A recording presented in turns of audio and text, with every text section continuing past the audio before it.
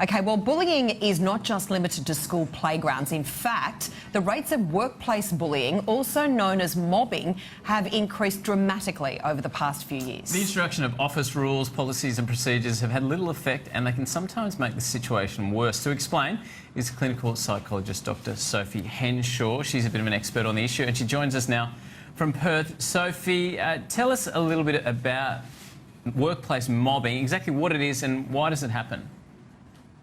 Yeah, well look, workplace mobbing is where it's like bullying on steroids. It's basically where one person may start an event of bullying towards a target and then other people join in.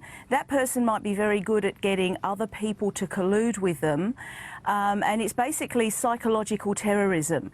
The person gets picked on for no obvious reason that they can understand. There's a lot of excess criticism about their work, nitpicking, innuendo, gossip behind their backs, and before you know it, that person is left completely isolated in the workplace, ostracised, humiliated and rejected, and they often lose their job.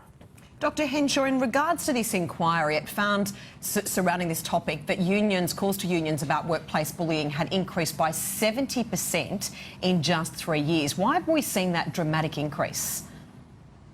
Well, I think there's a lot of factors that cause this to happen. One is where companies or large organisations are facing an economic downturn and there's not as much demand for their products or services as before, and it creates a mentality that's very much driven by the dollar. So the accountability is towards the shareholders or directors rather than towards the customers or the staff or the broader community. So it's just kind of like a lack of caring. And in that environment, bullying is allowed to escalate, it's ignored, and sometimes we see that it's even encouraged. So wherever you've got downturns in certain industries and wherever you've got industries that are very heavily bureaucratised, government industries, we see a lot of government departments that have big problems with bullying. It's kind of like where there are a lot of policies and procedures that look like they're out to protect employees, but actually it promises a lot and delivers very little. So people are left feeling that their workplaces are unsafe and they don't really have the support from management to investigate these claims, and they're often just put down to personality conflicts or sort of dismissed and put aside, and nobody really knows how to deal with it.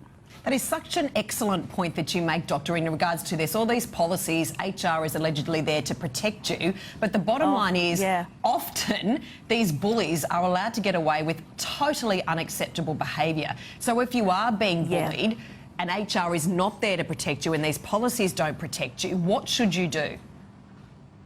Okay, the first thing you should do is catch it early. You really do need to document everything. The moment you get a gut feeling or something doesn't feel right, get in your journal and document everything.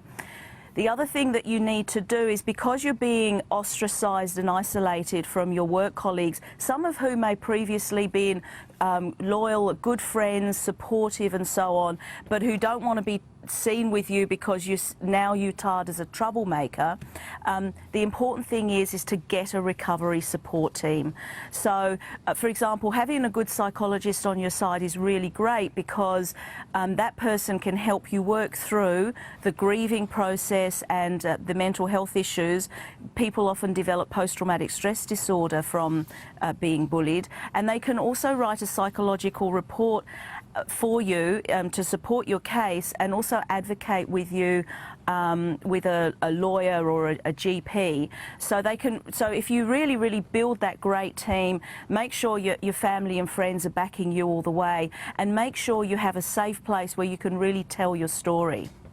Fantastic. Some good tips there, Dr. Sophie Henshaw. Thanks for your time this morning on Wake Up. Thank you very much.